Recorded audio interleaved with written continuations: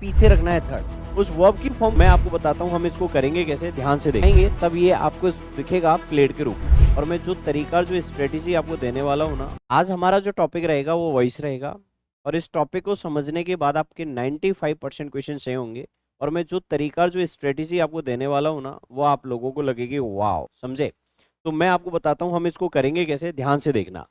Voice में सबसे important चीज़ क्या होती है, हर एक स्टूडेंट ये जानता है कि सर हम लोगों को जो आगे सब्जेक्ट दिया हुआ होता है, डेफिनेटली आगे सब्जेक्ट होता है, यहाँ वर्ब होगी और पीछे आपको दिया हुआ होता है ऑब्जेक्ट।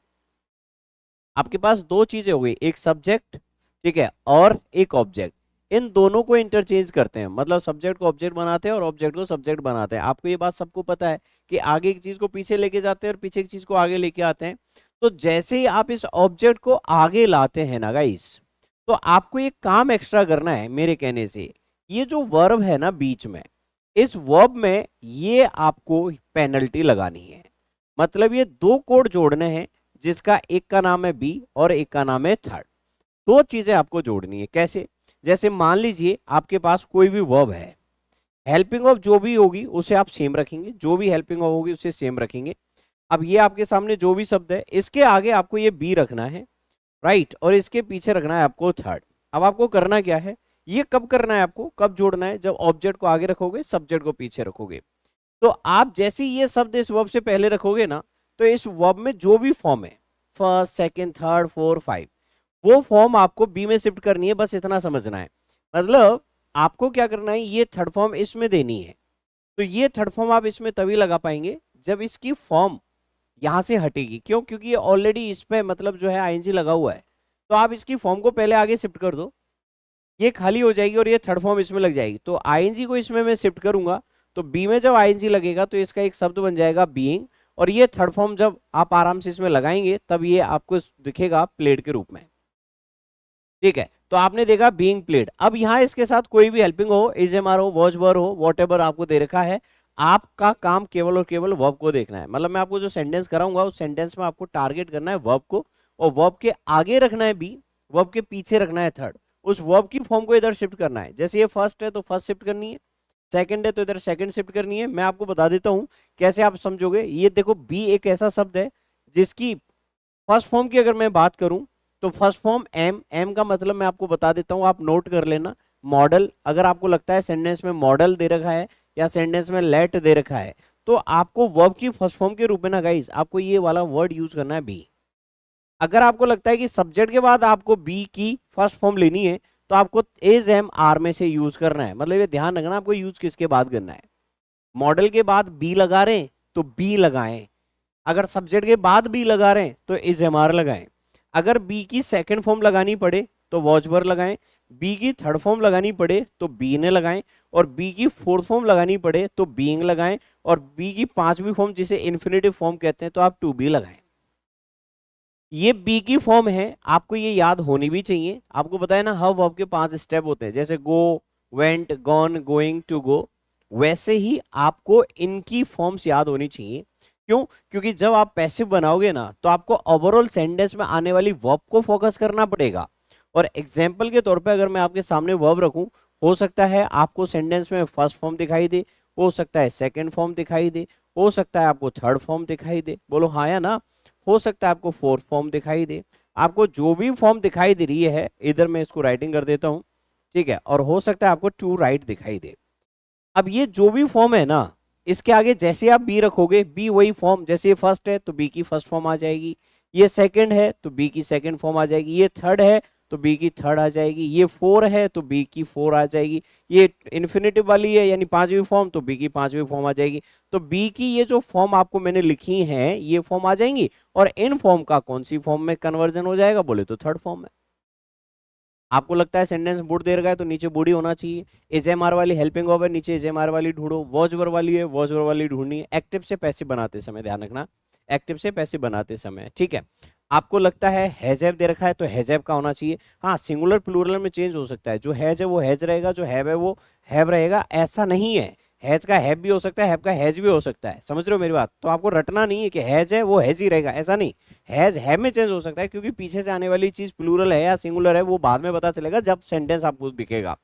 तो पीछे की चीज आगे लाते समय सिंगुलर प्लूरल देख लेना, बट हैजब में से कोई भी एक ऑप्शन आपको ढूंढना है, विल सेल में से एक ऑप्शन आपको ढूंढना है, वुड है तो वुड ही ढूंढना है, मस्ट है तो मस्ट ही ढूंढना है, कुड है तो कुड ही ढूंढना है, माइट है तो माइट ही ढूंढना है। मतलब आपको और कुछ चेंज नहीं करना, आपको उस वर्ब को टारगेट बनाना है, बी में आगे मतलब वर्ब में आगे बी रखना है और वर्ब में थर्ड, उसकी फॉर्म बी में शिफ्ट करनी है। मैं आपको बताता हूँ कैसे। आपके सामने जैसे ये सेंटेंस है, आपका ये इजेमआर वाला ऑप्शन है, तो आप इजेमआर वाला ऑप्शन आप छांट लो, बाकी हटा दो। ये इजेमआर वाला है, ये इजेमआर वाला नहीं है, ये इजेमआर वाला नहीं है, ये इजेमआर वाला नहीं है। इजेमआर वाला एक ही ऑप्शन था, तो जाहिर सी बात है बाकी सारी चीज सही होंगी, इसमें कोई दिक्कत नहीं है। मतलब देखा जाए आपका ये सेंटेंस सही हो गया, और फिर भी आप इस बाइंग में आगे बी रखोगे और पीछे थर्ड, तो ये जो आईएनजी है बी में जाएगा तो ये बीइंग होगा, तो आपको यहाँ बीइंग भी दिखाई दे रहा है, बोलो हाँ या ना। लेकिन यहाँ इस था, यहाँ आर क्यों आया? क्योंकि पीछे जो सब्जेक्ट मतलब पीछे जो ऑब्जेक्ट था, जब ये आगे आया तो आगे आएगा तो ये अपने हिसाब से वर्ब लेगा ना। भाई आप एसएससी की तैयारी कर रहे हैं तो ये छोटी चीजें तो आपको पता होंगी ना, या किसी भी कंपटीशन की तैयारी कर रहे हैं, कोई एसएससी हो, चाहे एलडीसी हो, चाहे एमटीएस हो, चाहे किसी भी है कोई भी एग्जाम हो, सिंगुलर प्लूरल आपको पता होना चाहिए। चलो एक और क्वेश्चन। अब जैसे हेल्पिंग ऑफ को टारगेट किया, हैजैब दे रखा है, तो आप हैजैब वाला ऑप्शन ढूंढो। क्या ये हैजैब वाला ऑप्शन है? नहीं है तो काटो। हैजैब वाला ऑप्शन है? नहीं है तो काटो। हैजैब वाला ऑप्शन है? बोलो हाँ। तो दो ऑप्शन आपके हैजैब वाले हैं, बोलो यस और नो। आपको और एक्स्ट्रा बढ़ना पड़ेगा, आपकी वर्ब है ये, इस वर्ब में आगे बी रखोगे, पीछे थर्ड, तो इस ये जो शार्पन्ड है ये थर्ड फॉर्म है, क्योंकि हैजैब के बाद थर्ड फॉर्म आती है तो ये थर्ड है। तो इस बी में जब मैं थर्ड फॉर्म लगाऊंगा तो बीन आएगा, तो इन दोनों में से बीन इसमें दे रखा है, इसमें कहीं भी बीन नहीं है, तो ये ऑप्शन आपका खत्म। आगे ऑप्शन देखोगे, यहाँ हैज टू इम्पोर्ट दे रखा है, तो हैज टू इम्पोर्ट जो दे रखा है ना, इसमें हैजैब वाली मतलब हेल्पिंग वर्ब है, तो हैजैब वाली आपको ढूंढनी है। ये हैजैब नहीं है, ये हैजैब है, ये हैजैब है, ये हैजैब है। यहाँ क्या दे रखा है इसके साथ? टू, तो क्या इसमें टू है? नहीं। इसमें है? नहीं। इसमें है? नहीं। इसमें है? बोलो हाँ। तो आंसर कौन सा हो गया? फोर। आप ऐसे क्वेश्चन कर सकते हैं ना। आप देखेंगे इज एम आर वाला है, तो इज सब में है, आईएनजी लगेगा बी में, बोलो यस। तो बीइंग वाला भी सब में होगा, बीइंग बीइंग बीइंग। ओके अच्छा, इसकी थर्ड फॉर्म होगी, ये भी सब में है, तो फिर गलत क्या है? तो आपने देखा नयंस इज बीइंग ल्यूर्ड, तो यहाँ दिक्कत है प्रेपोजिशन की, ये अलग है।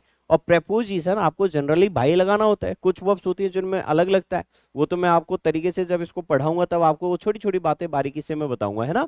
तो आपने देखा बाई वाला ऑप्शन होना चाहिए, तो ये आपका आंसर हो गया। आगे देखो, डेस्पाइस कौन सी फॉर्म है? फर्स्ट, तो यहाँ बी लगाओ, और यहाँ थर्ड।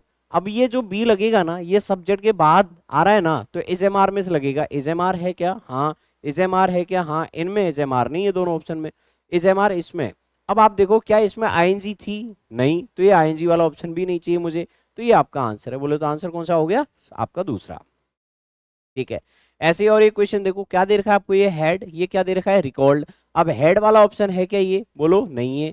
ये हेड वाला है क्या? नहीं है। ये हेड वाला है क्या? नहीं। आपका ये सेकंड जो ऑप्शन है ये आपका हेड वाला, यही आंसर हो गया, बाकी आपको जोड़ने की जरूरत नहीं है। आगे चलो, रिमेंबर्स कौन सी फॉर्म है? फर्स्ट, आगे बी रखोगे, पीछे थर्ड, तो बी की first form is am are होती है, तो इज एम आर ढूंढो। है और है और है। क्या इधर आईएनजी थी? नहीं, तो ये आईएनजी वाला ऑप्शन खत्म। बोलो यस। थर्ड है, थर्ड है और थर्ड है। इधर चक्कर क्या है? बाई, इधर टू और इधर एट। अभी मैंने बताया जनरली आपको बाई लेना होता है, तो बाई वाला ऑप्शन ये है।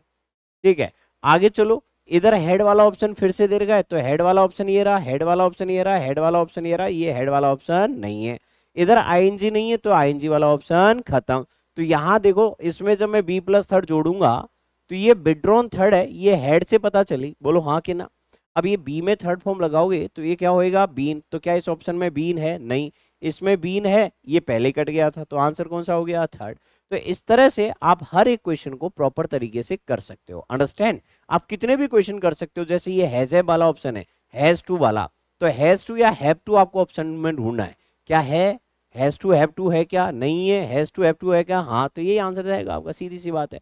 तो आप ज्यादा जब ट्रांसलेट करते हो, ज्यादा आप सोचते हो, तो आपके क्वेश्चन गलत होते हैं। आप इस तरीके से करोगे ना, 95% सही हो जाएंगे आपके। देख लेना, आप करके देखना, करके देखना, बाद में मुझे आके करके थैंक यू बोल देना भले ही। आपको बी रखना है वर्ब से पहले, जो टेंस है वही रहेगा, जो हेल्पिंग वर्ब है वही रहेगी।